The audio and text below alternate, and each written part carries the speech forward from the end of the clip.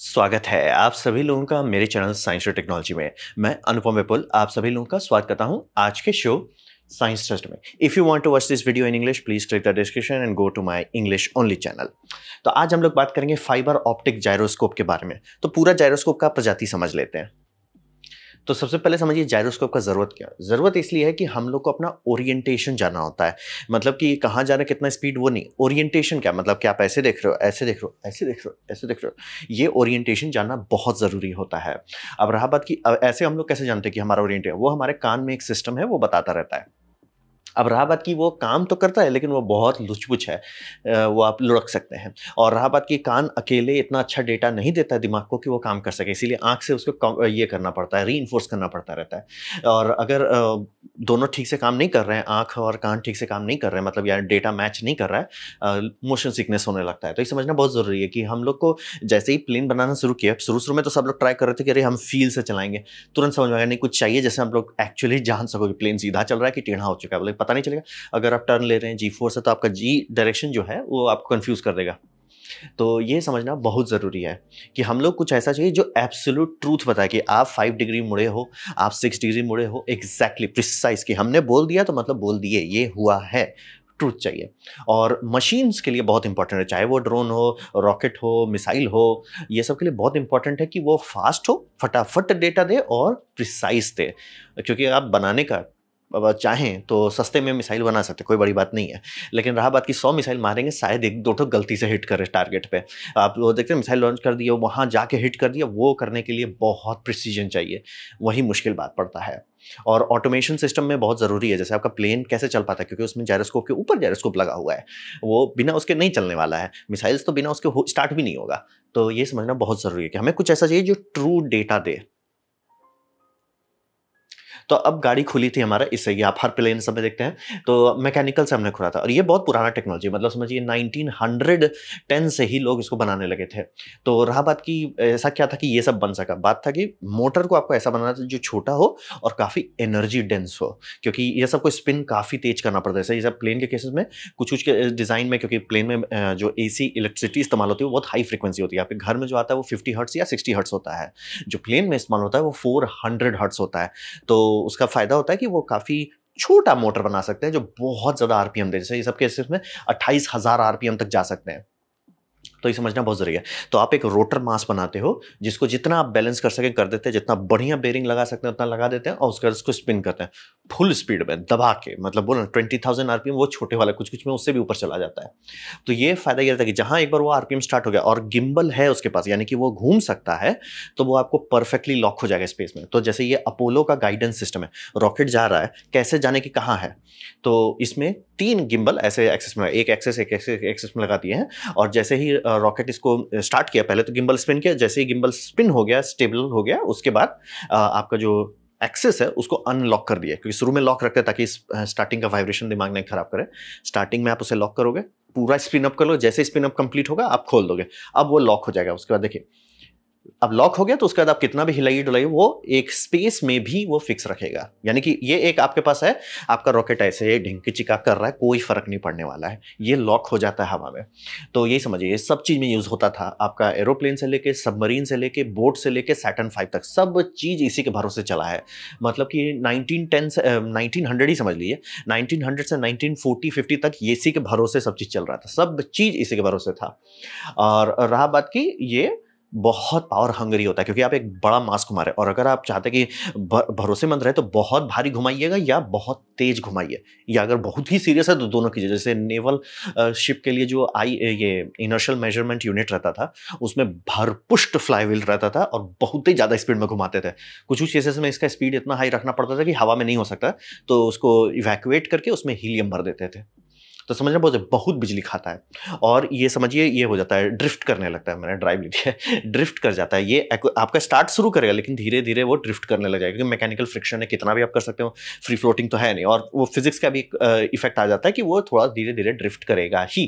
तो इसको हमेशा ये कोर्स से स्टार्ट करते हैं, लेकिन इसको हमेशा किसी चीज़ से ऐड करते रहना होता है डेटा। जैसे कि इसके भरोसे अगर प्लेन चला तो जैसे जैसे जाएगा दूसरे देश में वो घुस जाएगा, उसको पता भी नहीं चलेगा, रास्ता सही है, ऐसा नहीं कि यहाँ से ऐसे हो जाएगा, वो नहीं होगा, लेकिन वो ड्रिफ्ट करेगा। और ऐसा हुआ है, पास्ट में एक्सीडेंट हुआ है कि जायरोस्कोप जो है मतलब inertial measurement unit generally radio से कैलिब्रेट करता रहता है अपने आप को कि सिंगल इसके भरोसे चलिएगा, नहीं चल पाइएगा। प्लेन चला, रेडियो कम्युनिकेशन से उसको कैलिब्रेट नहीं कर पाए, वो दूसरे देश में घुस गया, वो आर्मी बेस के ऊपर से गया, सीधे उसमें मिसाइल मार दिया गया, पैसेंजर प्लेन को फोड़ा गया ऐसे करके। तभी उसी के बाद अमेरिका ने जीपीएस को खोल दिया, क्योंकि जीपीएस ही प्लेन सबको गारंटी दे सकता है कहीं पे भी वो काम करे। तो ये गाड़ी तो खोल दिया, लेकिन ये समझना बहुत बिजली खाता है और बहुत ही ज्यादा ड्रिफ्टिंग का रिस्क है। मतलब कि यार कुछ घंटों में आप बात कर रहे हैं, वो प्लेन इधर का उधर हो जाएगा, कई 100 किलोमीटर तक खिसक जाएगा। तो गाड़ी तो खोल दी है, लेकिन मजा नहीं आया। अब इसका एक छोटा भाई से हम लोग बात करते हैं, जिसे मेम्स कहते हैं, माइक्रो इलेक्ट्रो मैकेनिकल सिस्टम्स, यानी कि कुछ स्क्वायर मिलीमीटर के अंदर का ही साइज होता है ये सब। तो ये अभी सारे नॉन क्रिटिकल स्टफ में रहता है, आपका स्मार्ट वॉच में हो, चाहे आपके स्मार्टफोन में हो, टैबलेट में हो, ये सब जगह इस्तेमाल करें। बहुत सस्ता होता है, मतलब आप चाहें तो आर्डिनो के लिए भी खरीद सकते, कोई बड़ी बात नहीं है। लेकिन ये प्रिसाइज नहीं होता है, इसके भरोसे अगर आप मिसाइल उसाइल बनाने की कोशिश की, भगवान भरोसे चल रहे हैं, नहीं एक्यूरेट रहेगा। तो ये समझ रहे हैं। और ये सॉलिड स्टेट नहीं है, दिखता हम लोग को चिप जैसा है, लेकिन ये सॉलिड स्टेट नहीं है, यानी कि अंदर जो है सामान फिजिकली हिल डोल रहा है, ये सॉलिड स्टेट नहीं है। और ड्रिफ्ट भी बहुत करता है, मैकेनिकल जैसा ही है, ये ड्रिफ्ट भी करता है।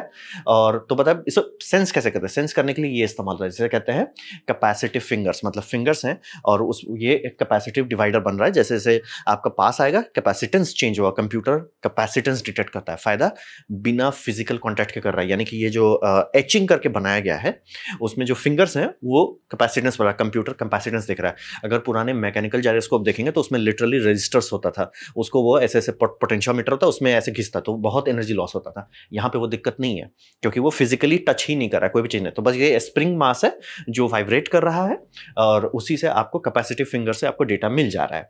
कोरियोलिस फोर्स, मतलब अगर आप एक ये बनाते हैं ट्यून्ड मास डैम्पनर जैसा स्ट्रक्चर बनाते हैं और उसे एक वाइब्रेशन फ्रीक्वेंसी डालते हैं, जैसे ही रोटेट करेगा वो ट्विस्ट फैक्टर आएगा। ट्विस्ट फैक्टर जो है आप डिटेक्ट कर सकते हैं, ये इलेक्ट्रॉन, ये मतलब किसी ने मॉडिफाई किया, ऐसा दिखता नहीं है वो क्योंकि वो स्प्रिंग नहीं हिल रहा है। तो प्रूफ मास जो है और जो डायनेमिक मास है, उसके बीच में जो चेंज होगा वो इसे कैपेसिटिव फिंगर में बदलेगा, कंप्यूटर डिटेक्ट कर लेगा भैया फ्रीक्वेंसी चेंज हो रही है। उसका इस्तेमाल करके वो बता सकता है आप कितना रोटेट कर रहे हैं, आप ऐसे हो रहे हैं, आप फोन देखते हैं ना कि ऐसे है, ये कैसे जान रहा है, वो इसी के माध्यम से हो रहा है, मेम्स के इस्तेमाल से। तो समझिए मेम्स काम करता है, प्रिसिजन बहुत कम होता है, ड्रिफ्ट भी बहुत ज्यादा करता है। और ये सॉलिड स्टेट नहीं है, भले हमें दिख रहा है लेकिन सॉलिड स्टेट मतलब फिजिकली मूव हो रहा है। यानी कि अगर आप इसे किसी भारी चीज पर डाल देते हैं जो कि बहुत हाई जी फोर्स रहता है, जैसे आर्टिलरी शेल जो बूम करके छोड़ते हैं, वो ये टूट जाएगा तुरंत। या उसके लिए खास तौर पे आपको बजाना पड़ेगा कि जो 10,000 जी का शॉक बर्दाश्त कर सके, क्योंकि फिजिकल इसमें ऐसे फिजिकल चीज हिल डोल रहा है, इसीलिए इसे मेम्स कहते हैं। ये नैनोमीटर में नहीं जाता है, मिलीमीटर्स में होता है, सब मिलीमीटर। आप मतलब अच्छा माइक्रोस्कोप है तो आप एक्चुअली देख सकते हो, इलेक्ट्रॉन माइक्रोस्कोप से तो बहुत साफ साफ दिखेगा, लेकिन छोटा माइक्रोस्कोप से दिख जाएगा। तो ये हो गया मेम्स, ये हर कोई यूज कर रहा है, आपके बोल रहे हैं मोबाइल में, स्मार्ट वॉच में, सब जगह रहता है और बिना कॉन्टैक्ट के ये डेटा निकाल देता है। ये इसका एक अच्छा बात होता है, लेकिन एक फिजिकल चीज है जो स्प्रिंग कर रहा है आगे पीछे, वो उसका एक लिमिट है। अब आते हैं जो इंटरेस्टिंग बात है, जैसे बड़े बड़े मिसाइल बनते हैं, जिसे हम लोग कहते हैं रिंग लेजर, और ये सेकंड इफेक्ट पे चलता है। तो इफेक्ट का आइडिया ये है, ये आप लोग हर जगह देखते होंगे। तो आइडिया ये है कि अगर आप लाइट को एक रिंग में या एक क्लोज पाथ में आप रखते हैं, जो कि जिसका क्लॉकवाइज और anti clockwise path length same है, यानी कि आपका पाथ लेंथ ऐसे और पाथ लेंथ उल्टा, ठीक है, क्लॉकवाइज और एंटी क्लॉकवाइज दोनों पाथवे में अगर सेम आता है तो ठीक है, तो आपका यहाँ पे एक सिग्नल बन रहा है, ठीक है, वो सिग्नल को एक्स मान लीजिए। अब जैसे ही आप इसे स्पिन करेंगे, यानी कि स्पिन एक्सिस, टीवी से बाहर निकल रहा है स्पिन एक्सिस, ऐसे ही आप स्पिन करेंगे, उसमें एक पाथ लेंथ छोटा हो जाएगा, एक बड़ा हो जाएगा। ऐसा क्यों? क्योंकि आप सोचिए ना, आप कहीं जा रहे हैं और रास्ता ही घूमने लग जाता है, पाथ लेंथ चेंज हो जाएगा। तो पाथ लेंथ चेंज हो जाएगा, लाइट को टाइम ज्यादा लगेगा एक जगह पहुंचने में, मतलब कि क्लॉकवाइज वाला जल्दी पहुंच जाएगा, एंटी क्लॉकवाइज को टाइम लगेगा, या उल्टा होगा, ठीक है। दो लाइट भी आपने छोड़ दिया, ट्वी ट्वी छोड़ दिया, अब बात कि आप ऐसे घूम गए तो ये वाला जो था ये तो तुरंत पहुंच जाएगा, लेकिन इस वाले को लंबे रास्ते से आना पड़ेगा। यही हो रहा है हमेशा। अब रहा बात कि ये तो आप कर लें, लेकिन आपके दिमाग में ट्रिगर आ जाना चाहिए, भैया लाइट बहुत तेज चलता है, इतनी सुन सामान में आप कैसे देख लोगे कि लाइट कितना है? हम लोग वो नहीं देखते, ये समझना बहुत जरूरी है। लाइट को आप ऐसे नहीं नाप सकते कि अच्छा यहाँ से ये लाइट जल्दी पहुंच रही है, उतना सेंसर आप नहीं लगा सकते। तो ट्रिक ये है कि लाइट में होता है जिसे हम लोग कहते हैं वेवलेंथ, वेवलेंथ में होता है जिसे हम लोग कहते हैं इंटरफियरेंस पैटर्न, यानी कि अगर आपका जो लेजर सोर्स है उससे आपने एक पाथ में डाल दिया, ये बीम स्प्लिटर है, समझ लीजिए कि आपका एक पाथ गया, एक दूसरा गया, ठीक है, बल्ले बल्ले दोनों गया, और ये डिटेक्टर में आ रहा है। अब ट्रिक ये है कि जब ये आप स्टैटिक है, कोई चीज नहीं बदल रहा, तो यहाँ एक पैटर्न बन रहा है। वो पैटर्न क्यों बन रहा है? क्योंकि वेवलेंथ है, ये जो आप लोग देखते हैं ना, कॉम पैटर्न बनने लगता है, इंटरफियरेंस पैटर्न। अब रहा बात कि जैसे आप मूव करेंगे ये पैटर्न मूव होने लगेगा। इलेक्ट्रिक सेंसर जो है, जो आप यहाँ फोटो डिटेक्टर लगाते हैं, उसमें इन्फ्रिंजिंग पैटर्न ऐसे ऐसे आगे पीछे होता है, उससे आपको पता चल जाता है वो कितना डिग्री रोटेट किए हैं। तो समझ रहे हो, लाइट वो बात सही है कि लाइट जल्दी जा रहा है, स्लो हो जा रहा है, वो सब ऐसे ही है। स्लो जल्दी नहीं, मतलब समझिए लाइट का स्पीड फिक्स है, पाथ लेंथ चेंज हो रहा है। लेकिन पाथ लेंथ आप कैसे डिटेक्ट करोगे? आप नहीं डिटेक्ट कर रहे हो पाथ लेंथ, आप डिटेक्ट कर रहे हो इंटरफियरेंस पैटर्न। इंटरफियरेंस पैटर्न आपका आगे पीछे खिसक रहा है, और ये पहली बार हुआ कि 100% सॉलिड स्टेट, यानी कि इसको आप ऐसा बना सकते हैं जिसमें कोई भी चीज हिलने डुलने वाला है। मतलब इलेक्ट्रॉन माइक्रोस्कोप पे भी देखिए कुछ नहीं हिल रहा है, तो इसको जनरली बनाया जाता है। ये जो आप ग्लो देख रहे हैं, ये एक बड़ा सा क्रिस्टल होता है, उसमें आप ये करते हो, मतलब कैविटी बनाई जाती है, उस कैविटी में आप गैस भरते हो। जनरली इसमें भरा जाता है हीलियम नियॉन गैस का मिक्स भरा जाता है, और उसको आपको पता होगा ये नियॉन ट्यूब है, बहुत बिजली खाता है, तो इसको चलाने के लिए जनरली 2.5 किलो वोल्ट चाहिए होता है। वाट बहुत कम खाता है, माइक्रो एम्प होता है, लेकिन वोल्टेज थोड़ा ज़्यादा मांगता है, तो इसीलिए एनोड रहेगा, वो कैथोड रहेगा। तो यहाँ पे हिसाब ये रहता है कि आप लेज़र ऐसा कैविटी में बना रहे हो, ये जो कैविटी है इससे लेजिंग होगा, डेटा निकलेगा, बल्ले बल्ले लेज़र निकल जाएगा। तो लेज़र दोनों तरफ चाहिए, तो लेज़र आप एक तरफ से मिरर लगाते हो, दूसरी तरफ मिरर लगा, लेज़र जाता है, और फिर उसका एक इंटरफियरेंस पैटर्न के लिए आप जुगाड़ करते हो, उसको डिटेक्ट करते हो। इंटरफियरेंस पैटर्न को, ये पाथ लेंथ के कारण इंटरफियरेंस चेंज हो रहा है, और हम लोग डिटेक्ट कर रहे हैं इंटरफियरेंस को, क्योंकि वो आपका लीनियर है, वो आराम से मतलब 1950s का 60s का कंप्यूटर आराम से उसको पकड़ लेगा, भैया कहाँ जा रहे हो, कैसे। एनालॉग कंप्यूटर भी पकड़ लेता था। तो यहाँ से हम लोग समझिए ढंग का आईसीबीएम का जो डेवलपमेंट हुआ, वो सारा इसी के भरोसे हुआ, क्योंकि आईसीबीएम के लिए जितना आपको प्रिसीजन चाहिए, जितना एक्यूरेसी चाहिए, वो कि मतलब आप मारे मतलब जर्मनी पे मारना चाह रहे, पता चला आप यूके में गिर जाइएगा बिना ये सब का प्रिसीजन के, क्योंकि इसमें फिजिकली कोई चीज़ हिल नहीं हो रहा है, ड्रिफ्ट बहुत कम होता है। तो वैसे लेजर पाथ जो है, गैस ट्यूब जो कैविटी है वो सॉलिड स्टेट है, कोई इसमें दिक्कत नहीं होता है। और जो वेवलेंथ जनरली यूज होती है लाइट की, वो होता है 632 नैनोमीटर का। तो ठीक ठाक ये इक्विपमेंट है, लेकिन इसमें एक दिक्कत आता है कि ये कैविटी है, कैविटी में आप पाथ चला रहे हैं, तो कैविटी में लेजर एक दूसरे के साथ शादी करने लग जाता है, यानी कि जो पाथ लेंथ है ये कई बार एक दूसरे को पॉजिटिवली कंस्ट्रक्ट करेगा, डिकंस्ट्रक्ट करेगा, मतलब नौटंकी करने लगता है बेसिकली। तो उसे हम लोग कहते हैं लॉक इन, यानी कि ये सिग्नल देना बंद कर देगा। तो वैसा ना हो, इसलिए हमेशा आपको इसके सेंटर में एक तो वाइब्रेशन मोटर दिखेगा, जो आप ये देख रहे हैं गोल गोल, हमेशा एक मोटर रहता है, वो 400 हर्ट्ज का झटका मारते रहता है इसको, ताकि कुछ भी होने पे वो ये डिदरिंग करता रहे। क्योंकि समझना बहुत जरूरी है, फिजिक्स सही है, लेकिन फिजिक्स में इंटरफियरेंस ऑब्वियसली आप मतलब जो फिजिक्स किताब में पढ़ते हो उसमें इंटरफियरेंस है, रियल लाइफ में लोग बनाए तब उनको समझ आएगा भैया इसमें इंटरफियरेंस हो रहा है। तो इंटरफियरेंस कैसे है, हमेशा इसके सेंटर में आपको एक मोटर दिखेगा, हमेशा वो मोटर ऐसे ऐसे वाइब्रेट करता रहता है 400 हर्ट्ज के आसपास में, ताकि कोई कभी भी वो स्लो टर्निंग में ये बोल जाता है, आप फास्ट टर्निंग कर रहे हो, टोक्यो ड्रिफ्ट कर रहे हो, ये बोले हम संभाल लेंगे, धीरे धीरे कर रहे हो, बोले हम नहीं संभाल लेंगे, बोर हो जाता है धीरे धीरे में। तो उसी के लिए वाइब्रेशन थोड़ा डालते रहना, ताकि इसका जो सिग्नल निकल रहा है, इलेक्ट्रिकल सिग्नल इंटरफियरेंस पड़ेगा, वो एक्यूरेट रहे। तो यहीं पे आप पहली बार इंसानियत सॉलिड स्टेट ये जायरोस्कोप बनाए, जिसमें कोई चीज हिल डुल है, काफी प्रिसाइज है। आईसीबीएम का सारा डेवलपमेंट यही हुआ। अभी के जितने प्लेन देखते हैं उसमें आपको यही मिलेगा या इसका बड़ा भाई मिलेगा। तो ये पहली बार हुआ कि हम लोग लाइट को डाले, भैया क्लॉकवाइज जाओ, एंटी क्लॉकवाइज जाओ, दोनों निकल के जाओ एक डिटेक्टर पे तुम इंटरफियरेंस पैटर्न बनाओ। जैसे ही पाथ लेंथ चेंज होगा, आप ट्विस्ट करोगे, टर्न करोगे, वो इंटरफियरेंस पैटर्न आपका ड्रिफ्ट करेगा। वो ड्रिफ्ट को आप आराम से कैलकुलेट कर सकते हो, मतलब कंप्यूटर आराम से देख सकता है, पढ़ सकता है, बता देगा सर आप 5 डिग्री रोटेट किए हो, 6 डिग्री रोटेट किए हो, -8 डिग्री रोटेट किए हो, सारा बता देगा। और ऐसा आप 3 ठो लगाओगे, तो मतलब आईसीबीएम के हेड्स में 3 ठो रहता है, एक एक्सिस के लिए, एक दूसरे के लिए, एक तीसरे, हमेशा ये 3 ठो हमेशा रहेगा। तो ये हुआ आपका रिंग लेजर जायरो। यहां से इंसानियत थोड़ा सीरियस हो गया, मतलब कि अब हम लोग सही में जायरोस्कोप बना पा रहे हैं, और ये बिजली भी बहुत कम खाता है। अब आते हैं सबसे ऊपर दादाजी, यानी कि है फाइबर ऑप्टिक। ये भी वही सेकेंड इफेक्ट पे चल रहा है, और इसका सबसे बड़ा बात है कि इसका पाथ जो होता है बहुत लंबा होता है, क्योंकि इसमें जो फाइबर है ऐसे स्पूल करके, मतलब खूब लंबा स्पूल रहता है। कुछ कुछ डिजाइन में कई किलोमीटर का फाइबर डाला जाता है। जितना लंबा पाथ लेंथ करेंगे उतना एक्यूरेट हो जाता है। तो छोटा छोटा बना रहे, जैसे ये छोटा चीज के लिए है, तो उसमें बहुत लंबा पाथ लेंथ नहीं डालेंगे। वहीं आईसीबीएम पे डालना है तो उसमें दबा के डालेंगे पाथ, एकदम 8 किलोमीटर, 50 किलोमीटर, मजाक भी नहीं कर रहे, सबमरीन सबके लिए उतना हाई प्रिसीजन वाला डालते हैं।